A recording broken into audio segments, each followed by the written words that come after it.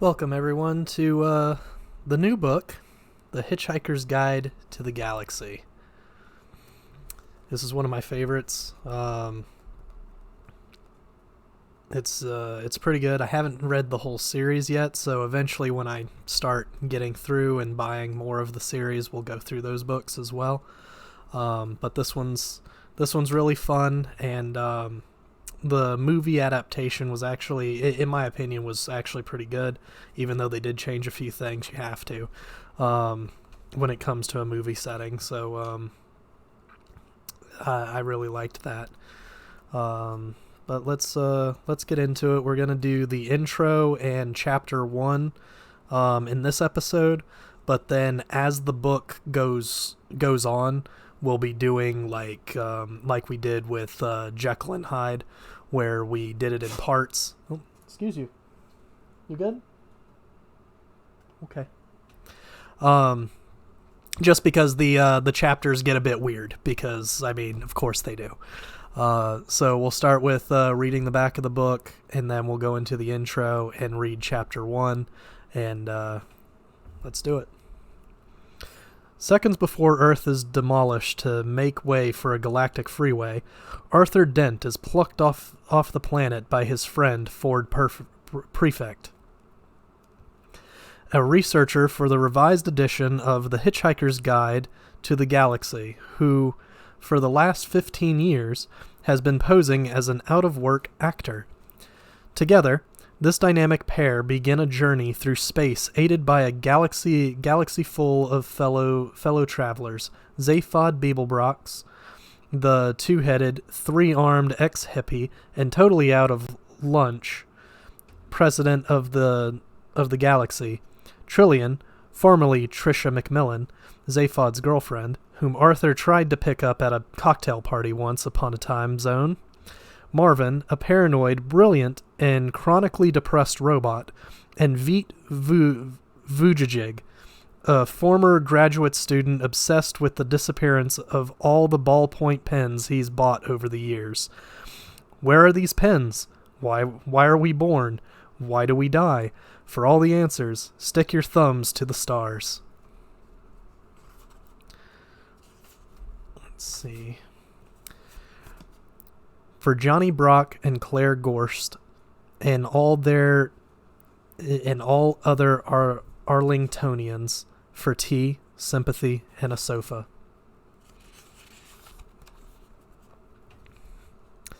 Far out in the uncharted backwaters of the unfashionable end of the western spiral arm of the galaxy lies a small, unregarded yellow sun. Orbiting this at a distance of roughly 98 million miles is an utterly insignificant little blue-green planet whose ape-descended life forms are so amazingly primitive that they still think digital watches are a pretty neat idea. This planet has, or rather had, a problem, which was this: most of the people living on it were unhappy for pretty much of the time. Many solutions were suggested for this problem, but most of these were largely concerned with the movements of small green pieces of paper, which is odd because, on the whole, it wasn't the small green pieces of paper that were unhappy. And so the problem remained. Lots of the people were mean, and most of them were miserable, even the ones with digital watches. Many were increasingly of the opinion that they'd all made a big mistake in coming down from the trees in the first place, and some said that even the trees had been a bad move, and that no one should ever have left the oceans. And then, one Thursday, nearly 2,000 years after one man had been nailed to a tree for saying how great it would be to be nice to people for a change, a girl sitting on her own in a small cafe in Rickmansworth suddenly realized what it was that had been going wrong all this time, and she finally knew how the world could be made a good and happy place. This time it was right. It would work, and no one would have to get nailed to anything. Sadly, however, before she could get to a phone to tell anyone about it, a terrible, stupid catastrophe occurred, and the idea was lost forever. This is not her story, but it is the story of that terrible, stupid catastrophe and some of its consequences. It is also the story of a book called The Hitchhiker's Guide to the Galaxy. Not an Earth book, never published on Earth, and until the terrible catastrophe occurred, never seen or even heard of by any Earthman. Nevertheless, a wholly remarkable book. In fact, it was probably the most remarkable book ever to come out of the great publishing corporations of Ursa Minor, of which no Earthman had ever heard either. Not only is it a wholly remarkable book, it is also a highly successful one, more popular than the Celestial Home Care Omnibus, better selling than 53 More Things to Do in Zero Gravity, and more controversial than Olan Colifid's trilogy of philosophical blockbusters, Where God Went Wrong, Some More of God's Greatest Mistakes, and Who Is This God Person Anyway? And many of the more relaxed civilizations on the outer eastern rim of the galaxy, The Hitchhiker's Guide has already supplanted the great Encyclopedia Galactica as the standard repository of all knowledge and wisdom.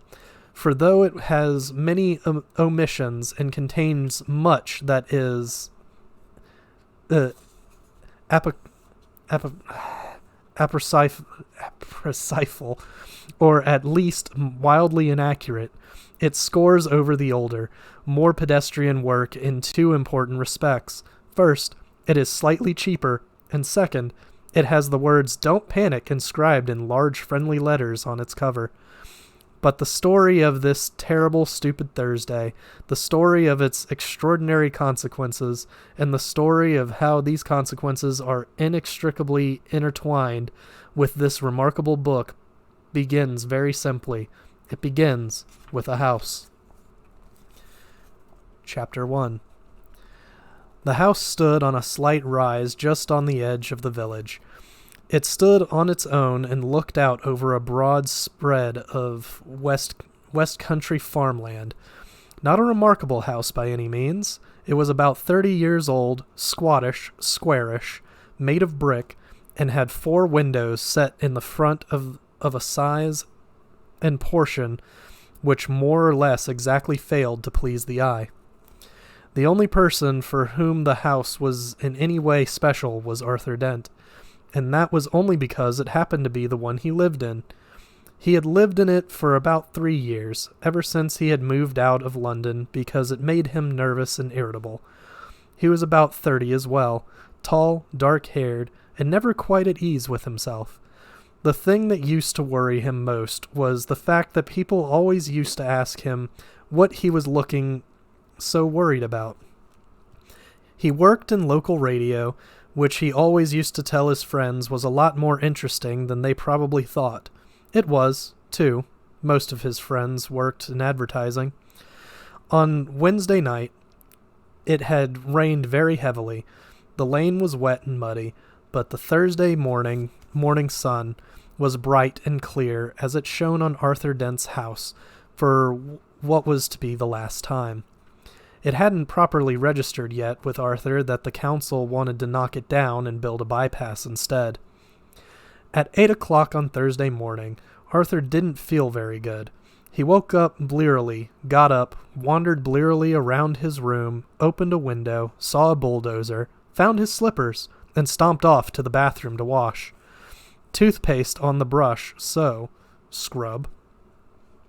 Shaving mirror pointing at the ceiling. He adjusted it. For a moment it reflected a second bulldozer through the bathroom window. Properly adjusted, it reflected Arthur Dent's bristles.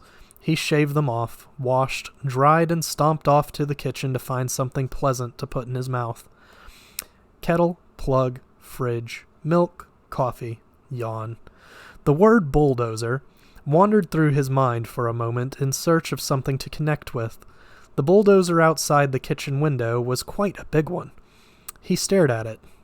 Yellow, he thought, and stomped off back to his bedroom to get dressed. Passing the bathroom, He stopped to... It's already hilarious.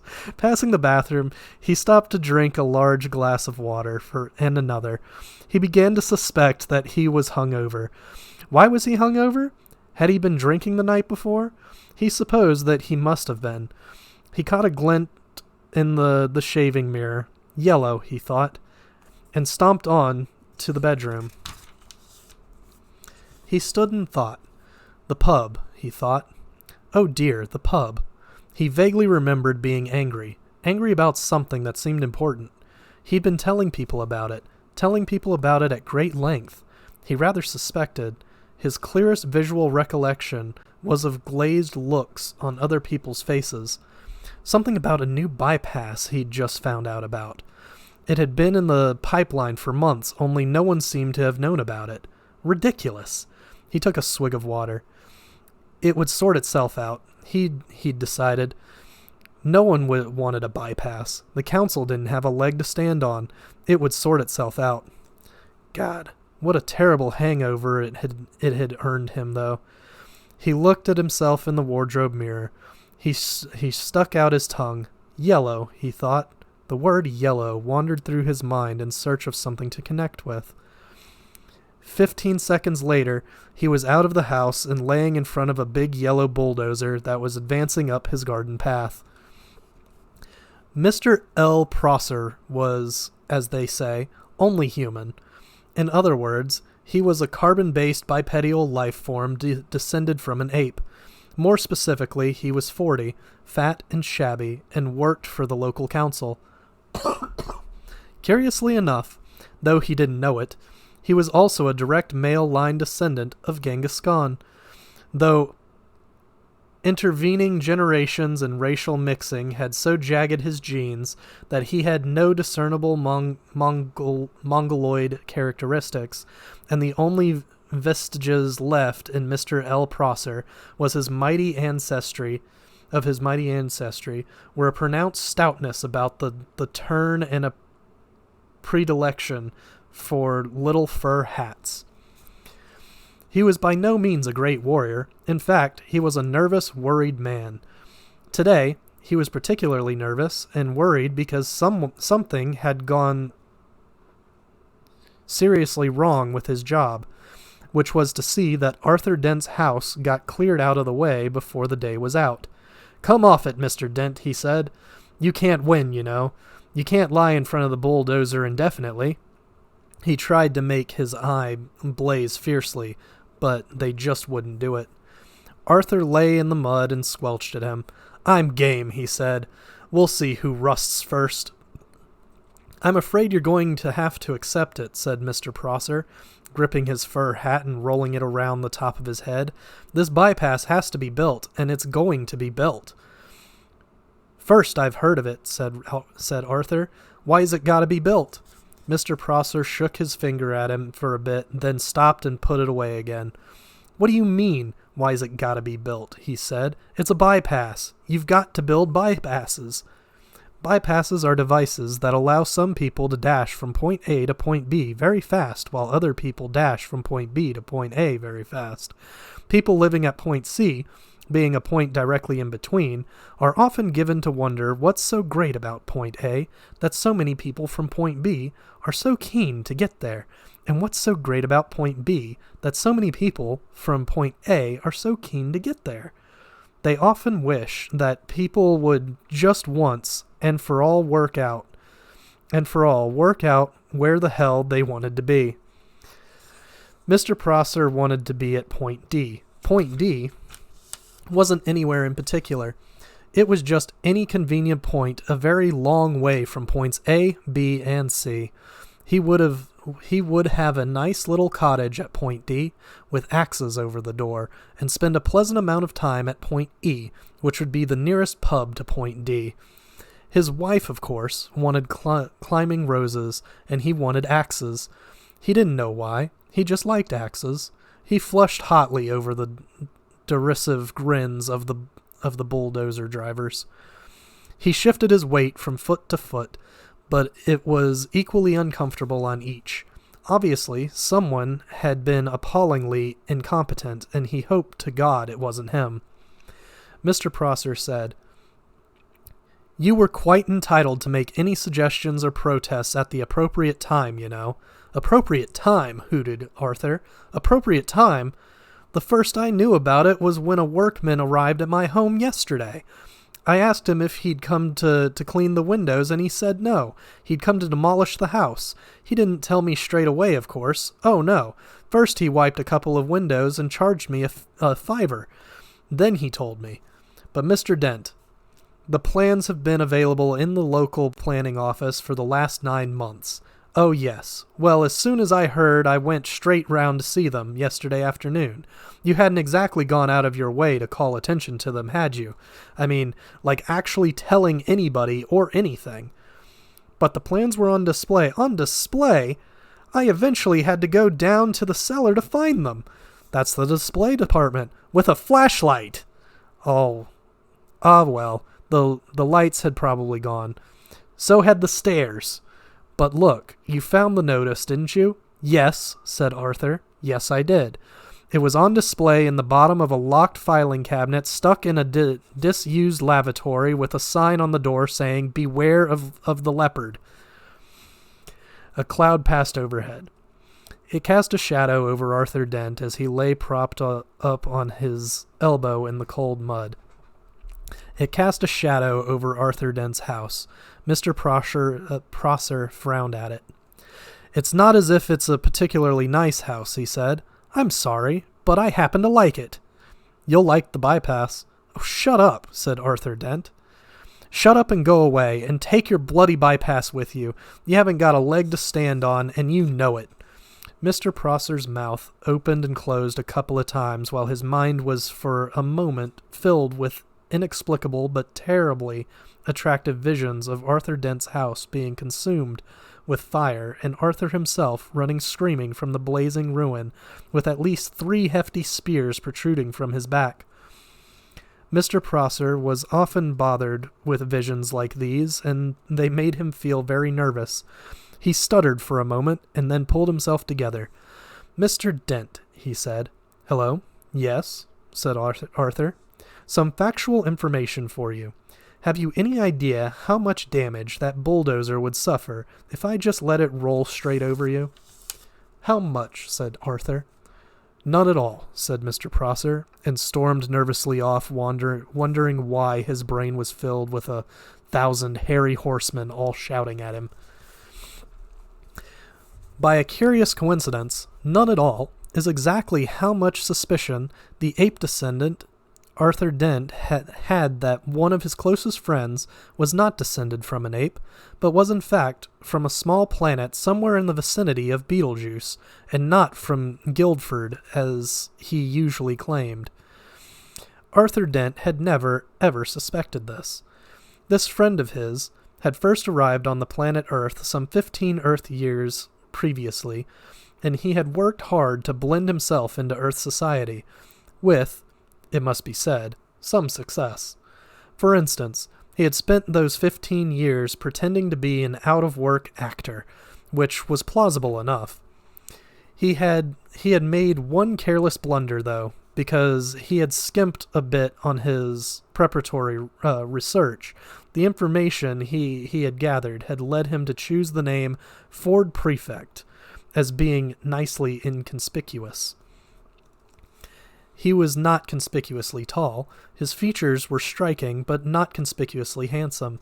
His hair was wiry and gingerish, and brushed backward from the temples. His skin seemed to be pulled backward from the nose. There was something very slightly odd about him, but it was difficult to say what it was.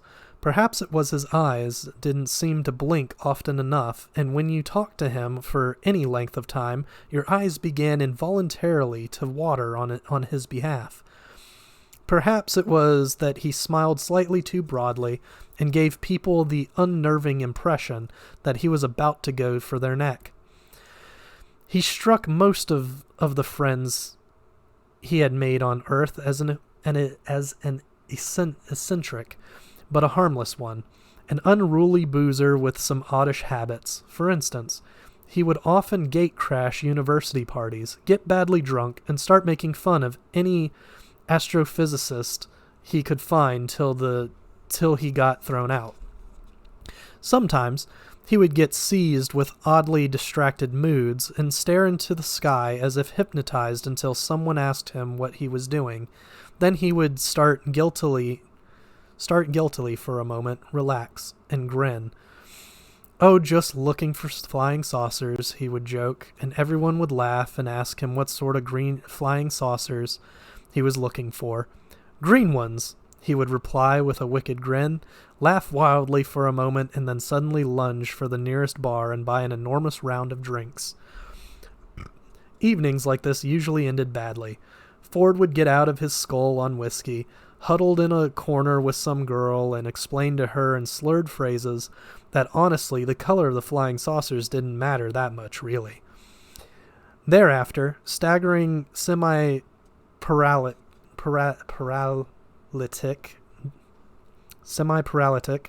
down the night streets, he would often ask passing policemen if they knew the way to Beetlejuice. The policeman would usually say something like, "Don't you think it's about time you went off home, sir?" "I'm trying to, baby, I'm trying to," is what Ford invariably replied on these occasions. In fact, what he was really looking for when he stared distractedly into the sky was any kind of flying saucer at all. The reason he said green was that green was the traditional space livery of the Beetlejuice Trading Scouts. Sounds like friend is home. Ford Prefect was desperate that any flying saucer at all would arrive soon because 15 years was a long time to get stranded anywhere, particularly somewhere as mind-boggling dull as the Earth. Ford wished that a flying saucer would arrive soon because he knew how to flag flying saucers down and get lifts from them. He knew how to see the marvels of the universe for less than $30 Altarian a day. In fact, Ford Prefect was a roving researcher for that wholly remarkable book, The Hitchhiker's Guide to the Galaxy. Human beings are great adapters, and by lunchtime, life in the environs of Arthur's house had settled into a steady routine. It was Arthur's accepted role to lie squelchingly in the mud, making occasional demands to see his lawyer, his mother, or a good book. It was Mr. Prosser's accepted role to tackle Arthur with the occasional new ploy such as the For the Public Good talk or the March of Progress talk. And they knocked my house down once, you know, never looked back talk, and various other cajoleries and threats. And it was the bulldozer driver's accepted role to sit around drinking coffee and experimenting with union regulations to see how they could turn the situation to their financial advantage. The Earth moved slowly in its diurnal course. The sun was beginning to dry out, and the mud that Arthur lay in. The shadow moved across him again. "Hello, Arthur," said the shadow. Arthur looked up and, squinting into the sun, was startled to see Ford Prefect standing above him. "Ford, hello, how are you?" "Fine," said Ford. "Look, are you busy?" "Am I busy?" exclaimed Arthur. "Well, I've just got all these bulldozers and things to lie in front of because they'll knock my house down if I don't. But other than that, well, no, not especially. Why?" They don't have sarcasm on Beetlejuice, and Ford Prefect often failed to notice it unless he was concentrating. He said, "Good. Is there anywhere we can talk?" "What?" said Arthur Dent. For a few seconds, Ford seemed to ignore him and stared fixedly into the sky like a rabbit trying to get run over by a car. Then suddenly he squatted down beside Arthur. "We've got to talk," he said urgently. "Fine," said Arthur. "Talk." "And drink," said Ford. "It's vitally important that we talk and drink now. We'll go to the pub in the village." He looked into the sky again, nervous, expectant. "Look, don't you understand?" shouted Arthur. He pointed at Prosser. "That man wants to knock my house down." Ford glanced at him, puzzled. Well, he can do it while you're away, can't he asked. But I don't want him to. Ah. Look, what's the matter with you, Ford? Said Arthur. Nothing's the matter. Listen to me. I've got to tell you the most important thing you've ever heard. I've got to tell you now, and I've got to tell you in the saloon bar of the Horse and Groom. But why? Because you're going to need a very stiff drink. Ford stared at Arthur, and Arthur was astonished to find his will beginning to weaken. He didn't realize that this was because of an old drinking game that Ford learned to play in the hyperspace ports that served the Mandranite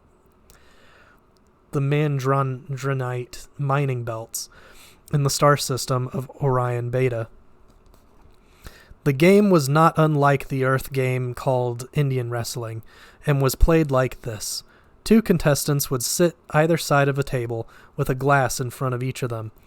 Between them would be placed a bottle of Jank's spirit, as immortalized in the ancient Orion mining song.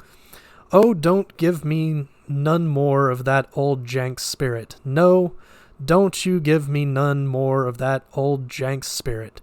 For my head will fly, my tongue will lie, my eyes will fry, and I may die. Won't you pour me one more of that sinful old Jank's spirit? Each of the 2 contestants would then concentrate their will on the bottle and attempt to tip it and pour spirit into the glass of his opponent, who would then have to drink it. The bottle would then be refilled, the game would be played again and again. Once you started to lose, you would probably keep losing, because one of the effects of Jank's spirit is to depress telepsychic power. As soon as a predetermined quantity had been consumed, the final loser would have to perform a forfeit, which was usually obscenely biological. Ford Prefect usually played to lose. Ford stared at Arthur, who began to think that perhaps he did want to go to the House and Groom after all. But what about my house? He asked plaintively. Ford looked across to Mr. Prosser, and suddenly a wicked thought struck him. He wants to knock your house down. He wants to knock your house down? Yes, he wants to build, and he can't because you're lying in front of his bulldozer. Yes, and I'm sure we can come to some arrangement, said Ford. Excuse me, he shouted. Mr. Prosser, who was arguing with a spokesman for the bulldozer drivers about whether or not Arthur Dent constituted a mental health hazard and how much they should get paid if he did, looked around. He was surprised and slightly alarmed to see that Arthur had company. Yes, hello, he called. Has Mr. Dent come to his senses yet? Can we, for the moment, called Ford, assume that he hasn't? Well, sighed Mr. Prosser. And can we also assume, said Ford, that he's going to be staying here all day? So all your men are going to be standing around all day doing nothing? Could be. Well, if you're resigned to doing that anyway, you don't actually need him to lie here all the time, do you? What? You don't, said Ford patiently. Actually, need him here. Mr. Prosser thought about this. Well, no, not as such, he said. Not exactly need. Prosser was worried. He thought that one of them wasn't making a lot of sense. Ford said, So, if you would just like to take it as read that he's actually here, then he and I could slip off down to the pub for half an hour. How does that sound? Mr. Prosser thought it sounded perfectly potty. That sounds perfectly reasonable, he said in a reassuring tone of voice, wondering who he was trying to reassure. And if you want to pop off for a quick one yourself later on, said Ford, we can always cover for you in return. Thank you very much, said Mr. Prosser, who no longer knew how to play this at all. Thank you very much. Yes, that's very kind. He frowned, then smiled, then tried to do both at once, failed, grasped hold of his fur hat, and rolled it fitfully around the top of his head. He could only assume that he had just won. So, continued Ford Prefect, if you would just like to come over here and lie down. What? Said Mr. Prosser. Ah, I'm sorry, said Ford. Perhaps I hadn't made myself fully clear. Somebody's got to lie in front of the bulldozers, haven't they? Or there won't be anything to stop them driving into Mr. Dent's house, will there? What? Said Mr. Prosser again. It's very simple, said Ford. My client, Mr. Dent, says that he will stop lying here in the mud on the sole condition that you come and take over for him. What are you talking about? Said Arthur, but Ford nudged him with his shoe to be quiet. You want me, said Prosser, spelling out this new thought to himself, to come and lie there. Yes. In front of the bulldozer. Yes. Instead of Mr. Dent. Yes. In the mud. In, as you say, the mud. As soon as Mr. Prosser realized that he was substantially the loser after all, it was as if a weight lifted itself off his shoulders. This was more like the world as he knew it. He sighed. In return for which you will take Mr. Dent with you to the pub? That's it, said Ford. That's it exactly. Mr. Prosser took a few nervous steps forward and stopped. Promise? He said. Promise, said Ford. He turned to Arthur. Come on, he said to him. Get up and let the man lie down. Arthur stood up, feeling as if he was in a dream. Ford beckoned to Prosser, who sadly, awkwardly, sat down in the mud. He felt that his whole life was some kind of dream, and he sometimes wondered whose it was and whether they were enjoying it. The mud folded itself around his bottom and his arms and oozed into his shoes. Ford looked at him severely. And no sneaking, knocking Mr. Dent's house down while he's away, all right, he said. The mere thought, growled Mr. Prosser. Hadn't even begun to speculate, he continued, settling himself back, about the merest possibility of crossing my mind. He saw the bulldozer driver's union representative approaching and let his head sink back and closed his eyes. He was trying to marshal his arguments for proving that he did not now constitute a mental health hazard himself. He was far from certain about this. His mind seemed to be full of noise, horses, smoke, and the stench of blood. This always happened when he felt miserable or put upon, and he had never been able to explain it to himself. In a high dimension of which we know nothing, the mighty Khan bellowed with rage, but Mr. Prosser only trembled slightly and whimpered. He began to feel little pricks of water behind his eyelids, bureaucratic cock-ups, angry men lying in mud, indecipherable strangers, handing out inexplicable humiliation, and an unidentified army of horsemen laughing at him in his head. What a day! What a day! Ford Prefect knew that it hadn't matter a pair of dingo's kidneys whether Arthur's house got knocked down or not now. Arthur remained very worried. But can we trust him? He said.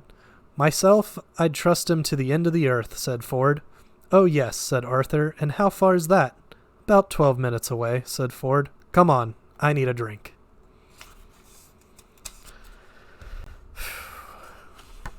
All right, that's where we're going to stop today. We'll see you guys next week with Chapter 2.